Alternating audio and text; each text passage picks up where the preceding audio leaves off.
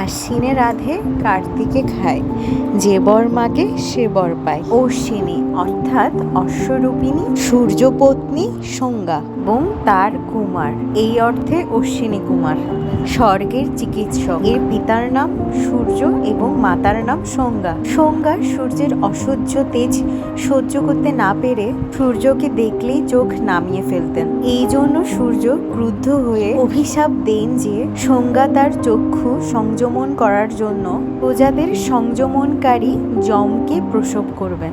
এরপর এই অভিশাপ সূত্রে সংজ্ঞা মৃত্যু দেবতা যমকে প্রসব করেন।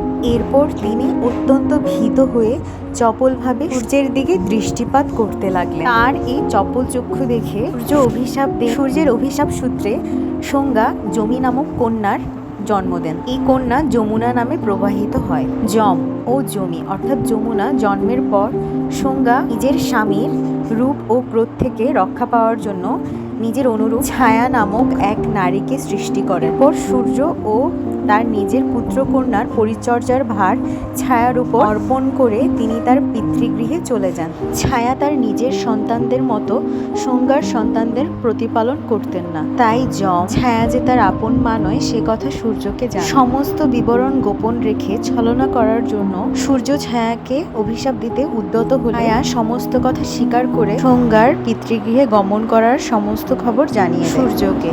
এরপর সূর্য সংজ্ঞার পিতা বিশ্বকর্মার কাছে গিয়ে নিজের তেজ কমিয়ে অশ্বরূপ ধারণ করে ঘটকী রূপিণী সংজ্ঞার সাথে মিলিত হলেন। এই মিলনের ফলে প্রথমে যুগল দেবতাদ্বয় অশ্বিনী কুমার, পরে রেবন্তের জন্ম হয়। এখন মূল কথা হলো, যেই বর মাগে সেই বর পায় কেন?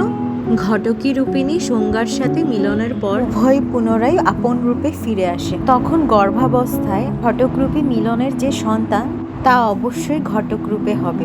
তাই শঙ্কিত হয়ে সংজ্ঞা দিক বেদিক ছুটছে। অবশেষে বিশ্বকর্মা বললেন, এর একমাত্র উপায় বলতে পারবেন মহাদেব। সংজ্ঞা মহাদেবের নিকট গিয়ে সমস্ত বিবরণ বললে মহাদেব বললেন, এর উপায় আমার জানা নেই, কারণ আমি পুরুষ। নারী সংক্রান্ত বিষয়ের জন্য তুমি বরং তোমার মাতা পার্বতীর কাছে যাও। সংজ্ঞা পার্বতীর নিকট গিয়ে সবিষয়ে বললে পার্বতী এক মুষ্টি চাল প্রদান করে বলল, এই অন্ন রন্ধন করবে আশ্বিন মাসের শেষ তারিখে পূর্বরাত্রে শেষ দিবস রেখে ভক্তিপূর্বক মহাদেবের অর্চনা করবে এবং কার্তিক মাসের প্রথম দিবসে মনে তোমার চাওয়া সংকল্প করে ভক্ষণ করবে, তাহলে তোমার মনস্কামনা পূরণ হবে। ঠিক তাই করলো দেবী সংজ্ঞা এবং মহাদেব ও মাতা পার্বতীর আশীর্বাদে সূর্য ও সংজ্ঞা মানুষ আপন রূপী পুত্রদ্বয়ের পিতামাতা হন। এই জন্য বলে, যে বর মাগে সেই বর পায়।